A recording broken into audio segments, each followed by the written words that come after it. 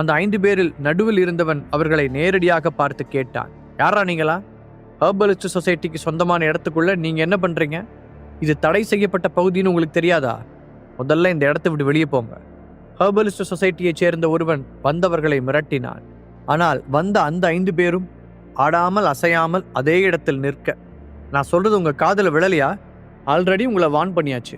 இதுக்கு மேல உங்களை அடிச்சு துரத்துற தவிர வேற வழி இல்லை. சொன்னபடி ஹெர்பலிஸ்ட் சொசைட்டியை சேர்ந்த அந்த ஆண்கள் கூட்டம் வேகமாக சென்று அந்த 5 பேருக்கு முன்னால் நின்றார்கள். நான் மறுபடியும் கேட்குறேன், இவங்க தான் சந்தனா, ஹரிஷ், அப்புறம் அக்ஷரா, உமாநாத்தா? இதே கேள்வியை 3வது தடவை கேட்கறது எனக்கு பிடிக்காது. உங்களுக்கு உயிர் வாழணும்னு ஆசை இருந்தா ஒழுங்கா நான் கேட்டதுக்கு பதில் சொல்லுங்க. அந்த 5 பேரில் ஒருவன் மீண்டும் கேட்டான், இவங்க யாரா இருந்தா உங்களுக்கு என்ன? முதல்ல உங்க கேள்விக்கு நாங்க எதுக்கு பதில் சொல்லணும்? அது சரி, இப்ப அவங்க தானே சொன்னா என்ன பண்ண போறீங்க? உங்களால முடிஞ்சா எங்களை தாண்டி அவங்களை கூட்டிட்டு போங்க பார்க்கலாம். ஹெர்பலிஸ்ட் சொசைட்டியை சேர்ந்த இளைஞன் அவர்களை கேலி செய்தான். சரி, அதான் உங்க விருப்பம்னா அதை நிறைவேற்றி கொடுக்கறதுல எங்களுக்கு சந்தோஷம்தான். 5 பேரில் நடுவில் நின்றவன் தன் இருபுறமும் நின்றவர்களை பார்த்து செய்கை செய்தான். உடனே அவர்கள் 4 பேரும் ஒரு அம்பு போல எதிரில் நின்றவர்களின் மீது பாய்ந்தனர். ஹெர்பலிஸ்ட் சொசைட்டியைச் சேர்ந்த அனைவருக்கும் தற்காப்பு கலைகளை பற்றி கொஞ்சமாவது அடிப்படை தெரிந்திருக்க வேண்டும். அதனால் அங்கிருந்த எல்லோருமே ஓரளவுக்கு சண்டை போட தெரிந்தவர்கள்தான். ஆனாலும் தங்களை தாக்கிய எதிரிகளின் பலத்திற்கு முன்னால் அவர்களால் எதுவுமே செய்ய முடியவில்லை. அந்த காட்சியை பார்க்க கொடூரமான 4 புலிகளின் இடையில் மாட்டிக்கொண்ட ஆட்டு மந்தை கூட்டம் போல இருந்தது. அவர்களுடைய ஒவ்வொரு அடியும் இடி போல இருக்க 5 நிமிடத்தில் அங்கிருந்த ஹெர்பலிஸ்ட் சொசைட்டியைச் சேர்ந்த ஆண்கள் எல்லோரும் சுருண்டு விழுந்தார்கள். அந்த நேரத்தில் சந்தனா மற்றும் அக்ஷரா இருவருமே ஆழ்ந்த மயக்கத்தில் இருந்ததால் நல்ல வேளையாக அவர்களை சுற்றி நடந்த இரத்த களரி காட்சிகளை அவர்கள் பார்க்கவில்லை. சண்டை முடிந்த பிறகு அந்த தலைவன் போல் இருந்தவன் 2 பெண்களையும் உற்று பார்த்து அவர்களின் அடையாளத்தை உறுதிப்படுத்துவது போல தலையசைத்தான். உடனே அவர்களில் 2 பேர் முன்னால் வந்து அக்ஷராவையும் சந்தனாவையும் தங்கள் தோளில் தூக்கி போட்டுக்கொள்ள 5 பேரும் அங்கிருந்து வெளியேறினார்கள். அவர்கள் அந்த காட்டை கடப்பதற்கு முன்பாகவே ஹெர்பலிஸ்ட் சொசைட்டியின் அந்த ரகசிய இடத்தில் ஒரு வெடிகுண்டின் சத்தம் கேட்க அந்த கட்டிடம் அப்படியே இடிந்து விழுந்து தீப்பற்றி எரியத் தொடங்கியது. மறுபக்கம் ஹீலிங் ஆர்ட்ஸ் காலேஜில் நாதன் தன் ஆபீஸ் ரூமில் அமர்ந்து அவருக்கு கொடுக்கப்பட்ட தகவல்களை பார்த்து கொண்டிருந்தார். அவருக்கு முன்னால் சத்யன் டென்ஷனுடன் முன்னும் பின்னும் நடந்து கொண்டிருந்தார். 2 நாளைக்குள்ள சென்னையில 3 இடத்துல அட்டாக்கா? இங்க என்ன நடக்குது சத்யன்? நாதன் தலையை உயர்த்தி தீவிரமான குரலில் கேட்டார். அது மட்டும் இல்ல, அட்டாக் பண்ணதோட நிக்காம 2 பில்டிங்க தீ அப்புறம் பாம்பு வச்சு எரிச்சிருக்காங்க. அதுக்குள்ள இருந்த எல்லாரும் என்ன ஆனாங்கன்னே தெரியல. ஒருவேளை உள்ள மாட்டி இறந்து போயிட்டாங்களோடு பயமா இருக்கு. சத்யன் பெரும் மூச்சுடன் தலையை ஆட்டினான். இதுக்கு பின்னாடி யார் இருக்கா? ஒருத்தரால எப்படி இவ்வளோ கொடூரமா நடந்துக்க முடியும்? நாதன் நம்ப முடியாத திகைப்புடன் கேட்க சத்யனால் அதற்கு பதில் சொல்ல முடியவில்லை. இந்த தாக்குதல்களுக்கு பின்னால் யார் இருக்கிறார்கள் என்று நாதன் கேட்க ஒரு நிமிடம் அமைதியாக இருந்த சத்யன் அதை பத்தி இன்னும் கண்டுபிடிக்க முடியல. போலீஸும் ரொம்ப தீவிரமா தேடிக்கிட்டு தான் இருக்காங்க. ஆனா சம்பவ இடத்துல எல்லாமே எரிஞ்சு போயிட்டதுனால அவங்களுக்கு எந்த ஒரு க்ளூவும் கிடைக்கல. எதை அடிப்படையா வச்சு விசாரிக்கிறதுன்னு தெரியாம அவங்களும் திணறிக்கிட்டு தான் இருக்காங்க என்றான். அவன் சொன்னதை உள்வாங்கியபடி கொஞ்ச நேரம் மௌனமாக இருந்த நாதன், அப்புறம் ஹரிஷை பத்தி ஏதாவது நியூஸ் இருக்கா என கேட்க, ஹரிஷை பத்தி விசாரிக்கிறதுக்காக நான் அனுப்பின ஆளுங்க எனக்கு ரிப்போர்ட் கொடுத்துருக்காங்க. அவங்க தேட ஆரம்பிக்கும் போது ஹரிஷ் மும்பையில் இருந்த மாதிரி இருக்கு. ஆனா கொஞ்ச நாள்லயே அவன் தமிழ்நாட்டில் இருக்கிற சிவகங்கைக்கு வந்திருக்கான். அங்க அவன் அப்பாவோட ஃப்ரெண்டு மணிவேல்னு ஒருத்தர் இருக்காரு. அவரு ஹரிஷை கிட்டத்தட்ட தன்னோட வளர்ப்பு மகனா தத்தெடுத்திருக்காரு. அது மட்டும் இல்ல, the famous businessman Ganapathi Nambiar குடும்பத்திலையும் அவனுக்கு ஒரு நல்ல மரியாதை இருக்கிறதா கேள்விப்பட்டேன். சத்யன் சுருக்கமாக விளக்கினான். சிவகங்கை? ஹரிஷ் அங்க என்ன பண்ணிக்கிட்டு இருக்கான்? அப்படி அங்க என்ன இருக்கு?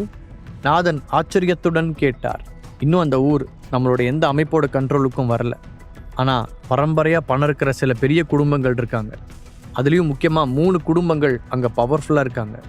நான் கேள்விப்பட்ட வரைக்கும் அவங்க 3 பேர்கிட்டையும் ஹரிஷுக்கு மிகப்பெரிய ஆதரவு இருக்குது.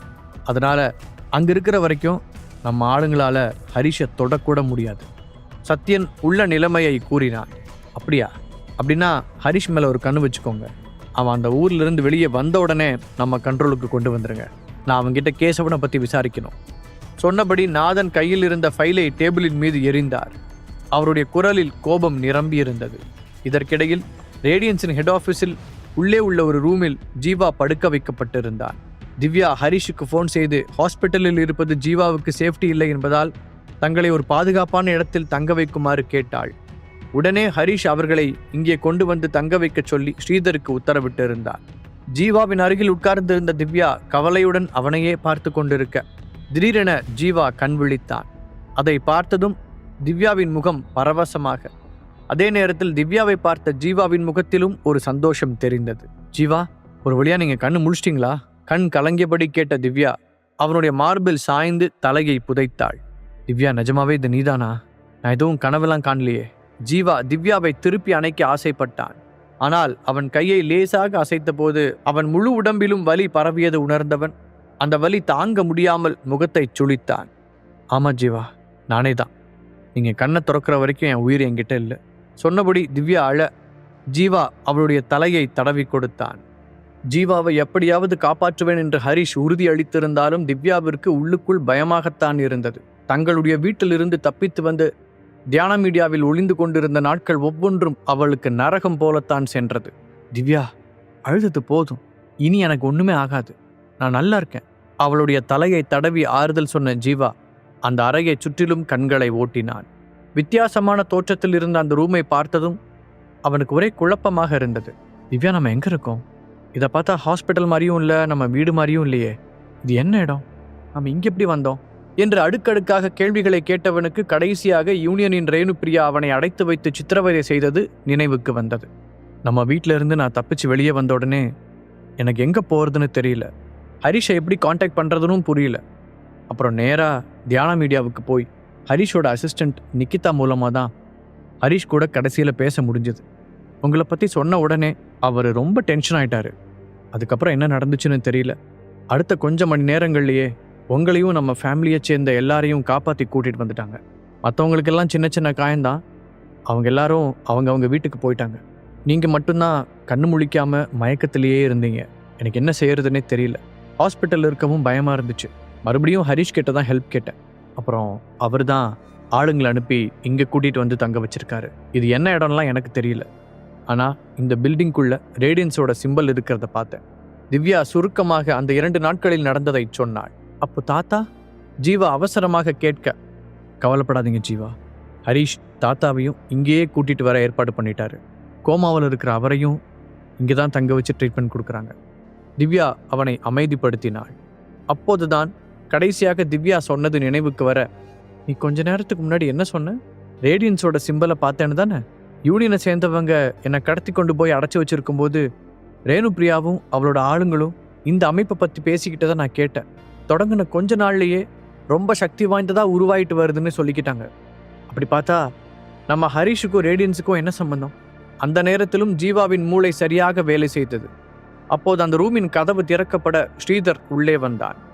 ஜீவாவை பார்த்தவுடன் மெதுவாக தலையை சாய்த்து வணங்கிய அவன், நீங்க கண்ணு முழிச்சதுல ரொம்ப சந்தோஷம் ஜீவா சார். என்னோட பேர் ஸ்ரீதர். நான் ரேடியன்ஸை சேர்ந்தவன். ஹரிஷ் சார் உங்களை நல்லா பார்த்துக்க சொல்லி எங்ககிட்ட சொல்லியிருக்காரு. அப்புறம் இங்கே உங்களுக்கு எந்த ஆபத்தும் வராதுன்னு நான் உறுதி கொடுக்குறேன். நீங்கள் 2 பேரும் இங்கே ரொம்ப நிம்மதியாகவும் பாதுகாப்பாகவும் இருக்கலாம் என்று பணிவுடன் கூற, ரொம்ப தேங்க்ஸ். ஜீவா புரிந்து கொண்டு தலையசைத்தான். ஹரிஷ் விஷயத்தை பொறுத்தவரை அவனுக்கு இன்னமும் கொஞ்சம் குழப்பமாகத்தான் இருந்தது. ஹரிஷ் மெரிட்ஸ் அமைப்பில் தான் இருந்தான். எப்போ ரேடியன்ஸில் ஜாயின் பண்ணா என்று அவனுக்குள் யோசனை ஓடியது. உங்களுக்கு என்ன தேவைனாலும் எங்களை கூப்பிடலாம். எங்களால் முடிஞ்சதை கண்டிப்பாக நாங்கள் செய்வோம். ஸ்ரீதர் மறுபடியும் சொல்ல, மெதுவாக அவனை பார்த்து சம்மதமாக சிரித்த ஜீவா, ஹரிஷ் இப்போ எங்க?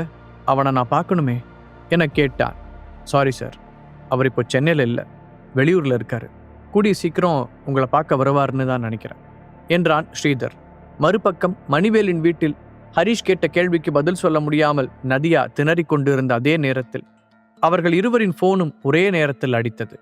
ஒரு நிமிஷம், ஹரிஷிடம் சொல்லிவிட்டு நதியா போனை எடுத்துக்கொண்டு அங்கிருந்து கொஞ்சம் விலகிச் சென்றாள்.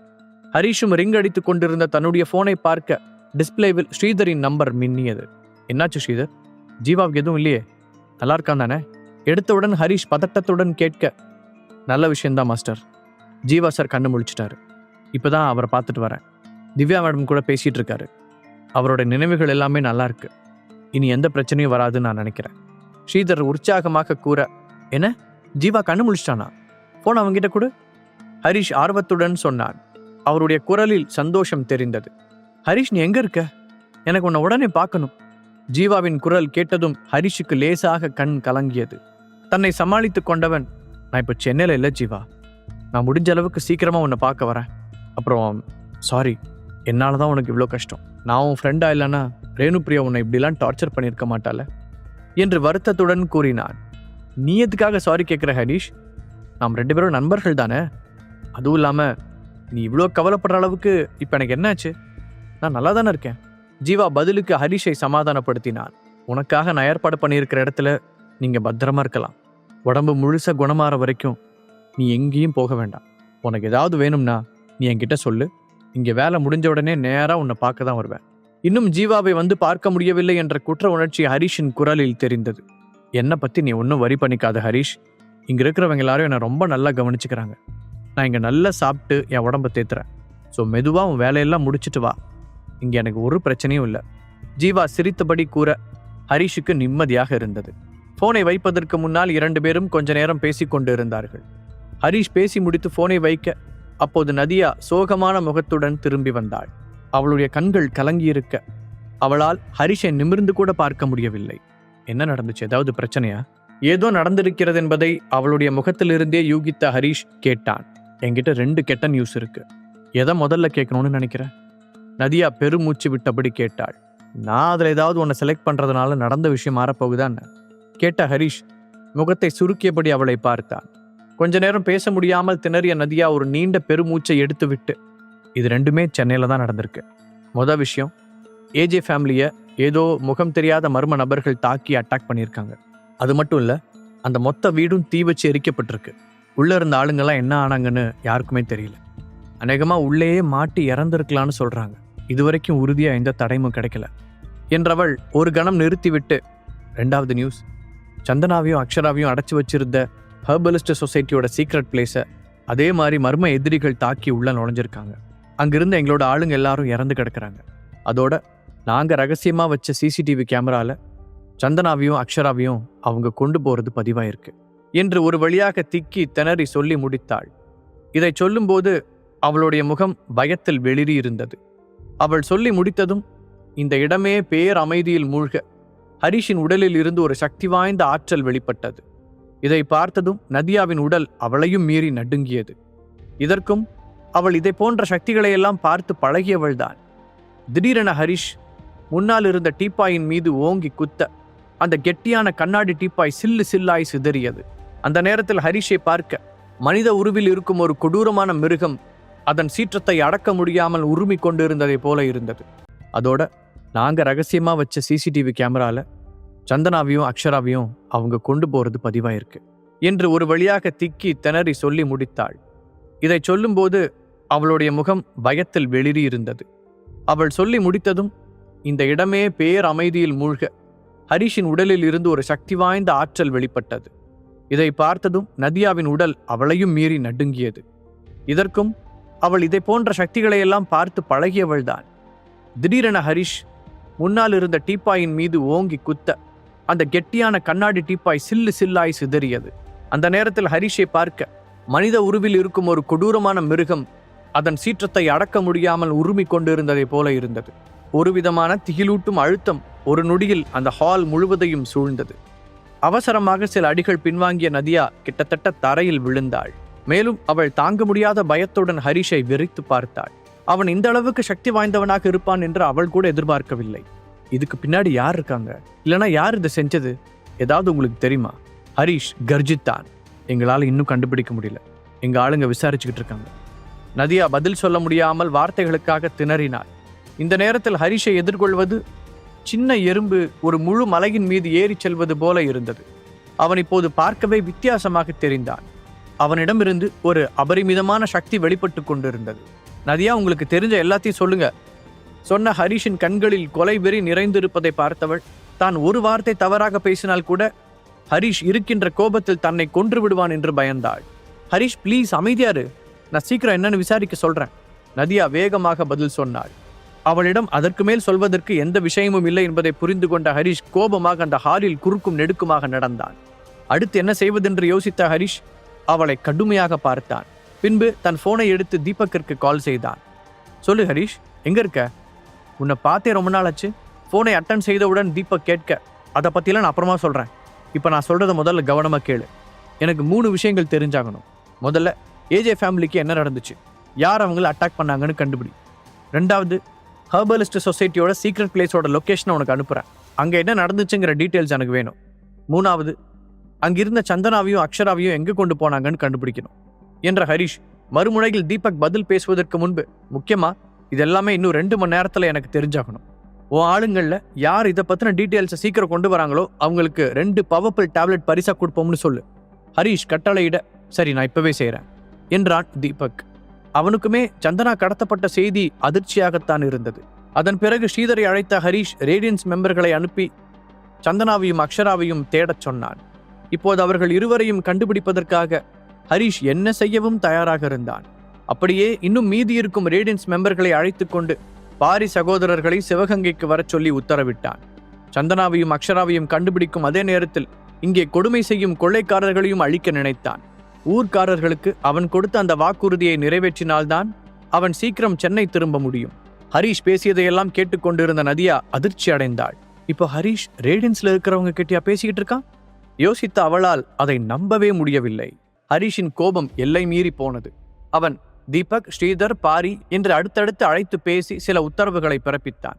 அவன் பேசியதை கேட்டு நதியா அதிர்ச்சி அடைந்தாள். அதிலும் ஹரிஷ் ரேடியன்ஸ் மெம்பர்களை அனுப்பி வைக்க சொன்னதை கேட்டு அவளால் தன் காதுகளையே நம்ப முடியவில்லை. ரேடியன்ஸ் அமைப்பை பற்றி அறிந்தபோது அதன் கொள்கைகள் ஹரிஷுக்கு ஏற்றது போல இருப்பதை உணர்ந்த நதியா அதில் சேர்ந்து விடுவானோ என்று கவலைப்பட்டாள். ஆனால் இப்போது அவன் பேசுவதை பார்க்கும்போது ஏற்கனவே அதில் ஒரு உயர் அதிகாரியாக இருப்பானோ என்று அவளுக்கு சந்தேகமாக இருந்தது. ஹரிஷ், உனக்கும் ரேடியன்ஸுக்கும் என்ன சம்பந்தம் கேட்ட நதியா அந்த வாக்கியத்தை கூட சொல்லி முடிக்கவில்லை. உங்ககிட்ட ஏன் சம்பந்தப்பட்ட எல்லா விஷயங்களையும் சொல்லி ஆகணும்னு அவசியம் இல்லை நதியா என அவளுடைய முகத்தில் அடித்தது போல கூறினான் ஹரிஷ். பின்பு அவனை நேராக பார்த்தவன், உங்களுக்கு நான் இப்போ 2 சாய்ஸ் தரேன். ஃபர்ஸ்ட் சாய்ஸ், நீங்களும் உங்களோட ஆளுங்களும் ரேடியன்ஸ்ல சேர்ந்து உங்க தவறுகளை திருத்திக்கலாம். ஹெர்பலிஸ்ட் சொசைட்டி கிட்ட இருந்து வர ஆபத்திலிருந்து ரேடியன்ஸ் உங்களை பாதுகாக்கும். ரெண்டாவது சாய்ஸ், நான் சொன்னது ஏத்துக்க விருப்பம் இல்லைன்னா உடனே இங்கிருந்து வெளியே போயிடுங்க. இனிமே என் கண்ணு முன்னாடி வந்துடாதீங்க. சந்தனாவுக்கும் அக்ஷராவுக்கும் மட்டும் ஏதாவது நடந்துச்சுன்னா அப்புறம் நான் உங்களை எப்பவுமே மன்னிக்க மாட்டேன். ஹரிஷின் வார்த்தைகள் கத்தி போல வந்து விழுந்தன. திடீரென ஹரிஷ் அப்படி கேட்கவும் நதியாவிற்கு என்ன பதில் சொல்வதென்று தெரியவில்லை. நான் என்று அவள் இழுக்க, என் ஒய்ஃப் விஷயத்துல நான் எவ்வளோ சீரியஸாக இருப்பேன்னு உங்களுக்கே தெரிஞ்சிருக்கணும். இது எல்லாமே உங்களால தான் தொடங்குச்சு.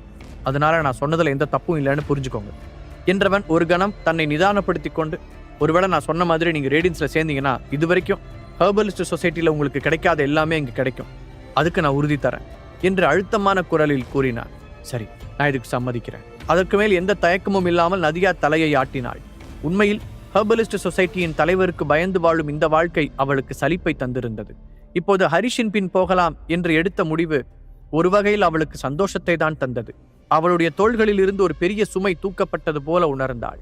ஹரிஷின் போன் கால்களால் சில நிமிடங்களில் சென்னை நகரம் முழுவதும் பரபரப்பானது. சந்தனாவையும் அக்ஷராவையும் தேடி சிட்டி முழுவதும் ஆட்கள் அலைந்து திரிந்தனர். அதே நேரத்தில் நியூயார்க்கில் இருந்த ராஜேஸ்வரன் மாளிகையில் வெள்ளையும் நீலமும் கலந்த ஒரு உடையில் அழகான பெண் ஒருத்தி கம்பீரமாக சோஃபாவில் உட்கார்ந்திருந்தாள். ஆனந்தும் அவனுடைய ஃபேமிலி மெம்பர்ஸும் அந்த பெண்ணை வைத்த கண் வாங்காமல் பார்த்து கொண்டிருந்தனர். அந்த பெண் நிஜமாகவே விவரிக்க முடியாத ஒரு அபூர்வ அழகுடன் இருந்தாள். அவளுடைய ஒவ்வொரு அசைவும் எல்லோருடைய கவனத்தையும் ஈர்த்தது. அதே போன்று அந்த பெண்ணை பார்த்த அகிலாவின் கண்கள் பொறாமையால் நிறைந்திருந்தது. இந்த பொண்ணு என்ன இவ்வளோ அழகா இருக்கா என்று எரிச்சலுடன் அவள் நினைத்து கொண்டாள். ஆனந்த் எதையோ பேசுவதற்காக வாயை திறந்தார். ஆனால் அவரால் ஒரு வார்த்தை கூட பேச முடியவில்லை. அப்போது அங்கே வந்த யூனியன் மெம்பர்ஸ் அந்த பெண்ணை பார்த்ததும், வணக்கம் மேடம் என்று மரியாதையுடன் தரையில் மண்டியிட்டு வணக்கம் வைத்தார்கள். அவர்கள் எல்லோரும் கொஞ்ச நாட்களாக ராஜேஸ்வரன் மாளிகையிலேயே வசித்து வருகிறார்கள். கடைசியாக வந்த ரேணுபிரியா அந்த பெண்ணை பார்த்தவுடன் மகிழ்ச்சி அடைந்தவளாக, சாயா மேம், நீங்கெங்க இங்க என்று ஆச்சரியத்துடன் கேட்டாள். அந்த பெண்ணுடைய பெயர் சாயா தேவி. யூனியனின் முந்தைய தலைவியாக அவள் பல ஆண்டுகளாக அமைப்பை சிறந்த முறையில் வழிநடத்தி வந்தாள். மேலும் அவளுடைய சக்தி அளவிட முடியாத அளவுக்கு இருந்தது. யூனியனோட ஹெட் குவார்ட்டர்ஸ்ல நீங்க அனுப்பின ரிப்போர்ட்டை பார்த்துருக்காங்க. உங்களுக்கு ஹெல்ப் பண்றதுக்காக ராணி என்னை அனுப்பி வச்சிருக்காங்க. சாயாவின் தோணியில் ஒரு அலட்சியம் தெரிந்தது. வெளியில் பார்ப்பதற்கு யூனியனின் தலைவியான ரேணுபிரியாவிற்குத்தான் முழு அதிகாரம் இருப்பது போல தெரிந்தாலும் அவளுடைய அதிகாரம் ஒரு வரைமுறைக்கு உட்பட்டதுதான். யூனியன் பற்றிய முக்கியமான விவகாரங்களை அவள் அந்த அமைப்பில் அவளுக்கு மேல்நிலையில் இருந்த சாயா தேவிக்கும் அந்த அமைப்பின் மகாராணிக்கும் அவள் ரெகுலராக ரிப்போர்ட் கொடுக்க வேண்டியிருந்தது. சொல்லப்போனால் அவர்கள்தான் அந்த அமைப்பின் உண்மையான அதிகார மையமாக இருந்தார்கள். என்ன ராணி அனுப்புனாங்களா? அப்படின்னா அவங்க தனிமையில இருந்து வெளியே வந்துட்டாங்களா? உண்மையிலேயே இது ரொம்ப நல்ல விஷயம் என்றவள் அப்போதுதான் அங்கிருந்த ராஜேஸ்வரன் குடும்பத்தை பார்த்தாள். சாயா மேம், இவர் பேரு ஆனந்த் ராஜேஸ்வரன். இவர் தான் இந்த குடும்பத்தோட தலைவராக இருக்காரு. நம்ம மெம்பர்ஸ் சில பேர் இங்கே தங்கியிருந்து இவங்களுக்கு ட்ரைனிங் கொடுக்குறாங்க என்று அவரை அறிமுகப்படுத்தி வைத்தாள். அதன் பிறகு ஆனந்தை பார்த்த ரேணுபிரியா, ஆனந்த், இவங்க தான் சாயா தேவி மேம். இவங்க உதவியோட அந்த துரோகி ஹரிஷை நிச்சயமா நம்மளால கொல்ல முடியும் என்றாள். அதை கேட்டு லேசாக அதிர்ந்த ஆனந்த் அதை வெளியே காட்டிக்கொள்ளாமல் வேகமாக எழுந்து நின்று சாயாதேவிக்கு வணக்கம் வைத்தார். அதை பார்த்த அகிலா, என்ன பண்ணிட்டு இருக்கீங்க? எதுக்காக இப்படி அவங்களை இப்படி கும்பிடு போட்டுட்டு இருக்கீங்க? நீங்க தான் அந்த ஃபேமிலியோட ஹெட், கொஞ்சமாவது அதுக்கேற்ற மாதிரி நடந்துக்கோங்க என்று முணுமுணுப்பாக கூறியபடி பல்லை கடித்தாள். அதற்குள் அந்த சாயாவே, மிஸ்டர் ஆனந்த், நீங்க இவ்வளோ பணிவாலாம் நடந்துக்க வேண்டியதில்லை. எங்க மெம்பர்ஸுக்கு நீங்க நிறைய ஹெல்ப் பண்றதா கேள்விப்பட்டேன். அதுக்கு இங்க ராணி சார்பா தேங்க்ஸ் சொல்லிக்கிறேன் என்று சாதாரணமாக சொன்னாள். அப்போது திடீரென ஒரு கசப்பான குரல் ஒலித்தது. ரேணுபிரியா, இந்த பொண்ணுதான் ஹரிஷை கொல்ல போகுதுன்னு சொல்றீங்களா? இவங்களுக்கு உண்மையிலேயே அந்த அளவுக்கு சக்தி இருக்கா? அகிலா கண்களில் வெறுப்பு மின்ன கேலி செய்தாள். அதோடு நிறுத்தாமல், என்னதான் எனக்கு ஹரிஷ் பிடிக்காதுனாலும் அவன் அவ்வளோ சீக்கிரம் அழகுக்கெல்லாம் மயங்குற ஆள் கிடையாது. இந்த பொண்ணுக்கு மட்டும் நிஜமாவே டேலண்ட் இல்லைனா அவன் ஒரே அடியில ஊதி தள்ளிடுவான். யாமினிக்கு என்ன ஆச்சுன்னு பாத்தீங்கல்ல என அலட்சியமாக பேசிக்கொண்டே போக அதை கேட்ட யூனியன் மெம்பர்கள் அகிலாவை அதிருப்தியுடன் பார்த்தனர். அவளுக்கு பின்னால் நின்றிருந்த 2 பெண்கள் கோபத்தோடு ஒரு அடி கூட எடுத்து வைத்தனர். அவர்கள் அகிலாவை தாக்க கை உயர்த்திய போது ரேணுபிரியா பார்வையால் அவர்களை கட்டுப்படுத்தி தடுத்து நிறுத்தினாள். அதே நேரத்தில் ரேணுபிரியாவின் முகத்திலும் அகிலாவின் மீதான கோபம் தெரிந்தது. இந்த அகிலா என்ன நினைச்சுக்கிட்டு இருக்காங்க? சாயா மேமுக்கு இந்த ஃபீல்டில் எந்த அளவுக்கு மரியாதை இருக்குன்னு உங்களுக்கு முதல்ல தெரியுமா? டாப் 10 ஆர்கனைசேஷனை சேர்ந்த தலைவர்களே மேம் கிட்ட ரொம்ப மரியாதையோட தான் நடந்துக்குவாங்க. ஆனால் இந்த அகிலா என்னமோ அவங்களை இவ்வளோ சாதாரணமாக நினைச்சு பேசிட்டு இருக்காங்க என்று மனதிற்குள் நினைத்தவள் அகிலாவை தீவிரமாக முறைத்தாள். வாய மூட அகிலா, ஏன் இப்படி முட்டாள்தனமாக பேசிட்டு இருக்க? மற்றவர்களுக்கு முன்னால் ஆனந்த் முந்தி கொண்டு அவளை திட்டினார். இப்போ என்ன சொல்லிட்டேன்னு இவ்வளோ கோவப்படுறீங்க? நான் அந்த பொண்ணுக்காக தான் யோசித்தேன். இவ்வளோ அழகான பொண்ணு ஹரிஷ் மாதிரி ஒரு ஆள் கிட்ட அடி வாங்கி அவமானப்பட்டா நல்லா இருக்குமா? அகிலா சாயாதேவியை பார்த்து உதட்டை சுழித்தபடி சொன்னாள். உண்மையை சொல்ல வேண்டும் என்றால் அகிலாவிற்கு சாயாதேவியை இப்போதே இந்த மாளிகையை விட்டு வெளியேற்ற வேண்டும் போல இருந்தது. அகிலா, உங்களுக்கு எங்க மேடத்தை பத்தி எதுவும் தெரியாது. அவங்களுக்கு உண்மையிலேயே ரொம்ப அதிகமான பவர் இருக்கு. ராஜேஸ்வரன் குடும்பத்துக்காக அவங்க நிச்சயம் ஹரிஷை பழி வாங்குவாங்க. ஒரு சிரிப்புடன் சொன்ன ரேணுபிரியா அந்த சிச்சுவேஷனை சுமூகமாக மாற்ற நினைத்தாள். அதற்கு பதில் சொல்லும் விதமாக அகிலா மீண்டும் ஏதோ பேச ஆரம்பிப்பதற்கு முன் சாயாவே வாயை திறந்தாள். நான் இதை யாருக்காகவும் செய்யல. ராஜேஸ்வரன் ஃபேமிலி இந்த கொஞ்ச நாளாவே யூனியன்ஸ் மெம்பர்ஸுக்கு ரொம்பவே ஹெல்ப் பண்ணிட்டு இருக்காங்க. அவங்களுக்காக தனியாக ஒரு இடமே கட்டி கொடுத்துருக்காங்க. அதனால அதுக்கு பதிலாக ஒரு நன்றி கடனா இந்த உதவியை நான் செய்கிறேன் என்று அவள் கம்பீரமாக கூற, கைல்விழி அப்புறம் யாமினியால் கூட அந்த ஹரிஷ் எதுவும் செய்ய முடியல. அதில் எந்த தப்பும் இல்லை. ஏன்னா ஹரிஷ் அந்த அளவுக்கு பவர்ஃபுல்லான ஒருத்தனா மாறி நிற்கிறான். ஆனால் ரேணுபிரியாவே அவங்களால முடியலன்னு உங்களை வரவழைச்சிருக்காங்கன்னா உண்மையிலேயே எனக்கு ஆச்சரியமாக தான் இருக்கு. கைகளை கட்டியபடி நின்ற அகிலா கிண்டலாக சொன்னாள். போதும் அகிலா, இதுக்கு மேலே நீ இன்னும் ஒரு வார்த்தை பேசினா கூட நான் அமைதியாக இருக்க மாட்டேன். உனக்கு இங்கே இருக்க விருப்பம் இல்லைன்னா நீ தாராளமாக உள்ளே போகலாம். அதை விட்டுட்டு வீட்டுக்கு வந்த கெஸ்ட்டை அவமானப்படுத்துகிற மாதிரியே பேசிகிட்டு இருக்க. என்னதான் ஆச்சு உனக்கு என்று எரிச்சலுடன் கேட்டார் ஆனந்த். அகிலா இந்த அளவிற்கு மரியாதை குறைவாக நடந்து கொள்வதை அவரால் பொறுத்து கொள்ள முடியவில்லை. பின்பு திரும்பி சாயாவை பார்த்த ஆனந்த், என் ஒய்ஃப் உங்களை ஹர்ட் பண்ணுற மாதிரி பேசியிருந்தா அதுக்காக நான் மன்னிப்பு கேட்டுக்கிறேன். அவங்களுக்கு எங்கே எப்படி பேசணுன்னே தெரியாது என வருத்தத்துடன் கூற, இதுக்காக நீங்கள் மன்னிப்பு கேட்கணும்னு அவசியம் இல்லை ஆனந்த், என்னால் புரிஞ்சுக்க முடியுது என்ற சாயா நிமிர்ந்து அகிலாவை பார்த்து, உங்களுக்கு ஒரு நல்ல ஹஸ்பண்ட் கிடைச்சிருக்கிறத நினச்சி நீங்கள் சந்தோஷப்படணும். ஆனால் என்னை இன்சல்ட் பண்ணுற மாதிரி இன்னும் ஒரு வார்த்தை சொன்னால் கூட அதுக்கப்புறம் உங்களுக்கு நடக்க போகிறதுக்கு நான் பொறுப்பில்லை என்று அழுத்தமான குரலில் சொன்னாள். அப்படி கோபமாக பேசி முடித்த உடனேயே சாயாவின் உடம்பிலிருந்து ஒரு விதமான சக்தி வெளிப்பட்டது. அந்த சக்தியை அவளுக்கு எதிரில் உட்கார்ந்திருந்த ஆனந்த் உணர அவருக்குள் ஒரு பதட்டம் உருவாக அவர் பயத்துடன் சோஃபாவில் இருந்து எழ முயற்சிக்க அதில் அவருக்கு முன்னால் இருந்த டீப்பாயில் கால் மோதி கீழே விழுந்தார். இதை பார்த்ததும் அவருடைய குடும்ப உறுப்பினர்கள் மட்டுமின்றி யூனியன் மெம்பர்களின் முகமும் பயத்தில் வெளிரியது. சாயாவை நிமிர்ந்து பார்க்க கூட அவர்களுக்கு சக்தி இல்லை. இப்போதுதான் அகிலாவிற்கு சாயா சொன்னதன் முழு அர்த்தம் புரிந்தது. அவளுடைய கண்கள் அச்சத்தில் முட்டை போல விரிய இப்போது சாயாவை ஏதோ பேயை பார்ப்பது போல பார்த்தாள். அதன் பிறகு அவள் வாயவே திறக்கவில்லை. இன்னொரு பக்கம் சென்னையில் இருந்து ஒரு சாதாரண அடுக்குமாடி குடியிருப்பில் கட்டி வைக்கப்பட்டிருந்த சந்தனா மயக்கத்தில் இருந்து கண் விழித்தாள். அந்த அறை முழுவதும் இருட்டாக இருக்க தலையை திருப்பி பார்த்தவள் தன் பக்கத்தில் இன்னொரு உருவம் இருப்பதை உணர்ந்தாள். அது அக்ஷராவாகத்தான் இருக்கும் என்று கணித்தவள் அவளை சத்தம் போட்டு எழுப்ப நினைத்தாள். அப்போதுதான் தன் வாயில் துணி அடைக்கப்பட்டிருப்பதை உணர்ந்த சந்தனா பீதியுடன் சுற்றுமுற்றும் பார்த்தாள். அவளுடைய கைகளும் கால்களும் இறுக்கமாக கட்டப்பட்டிருக்க மெதுவாக நகர்ந்து அக்ஷராவின் அருகில் சென்றாள். தன் உடலால் அவளை இடித்து எழுப்ப ஒரு வழியாக அவளும் கண் திறந்தாள். கொஞ்ச நேரத்தில் அந்த இருட்டுக்கு கண்கள் பழக மங்கலான வெளிச்சத்தில் ஒருவரையொருவர் பயத்துடன் பார்த்து கொண்டனர். பின்பு தங்கள் கைகளிலும் கால்களிலும் கட்டப்பட்டிருந்த கயிர்களை உடலை முறுக்கி அவிழ்க்க முயற்சிக்க அது கொஞ்சம் கூட அசைந்து கொடுக்கவில்லை. அப்போது திடீரென ஒரு நபர் கதவை திறந்து கொண்டு உள்ளே நுழைந்தான். இருவரையும் பார்த்து சிரித்தவன், முழு கதையையும் கேட்டு மகிழ பாக்கெட் FM ஆப்பை டவுன்லோட் செய்யுங்கள். லிங்க் டிஸ்கிரிப்ஷனில் கொடுக்கப்பட்டுள்ளது.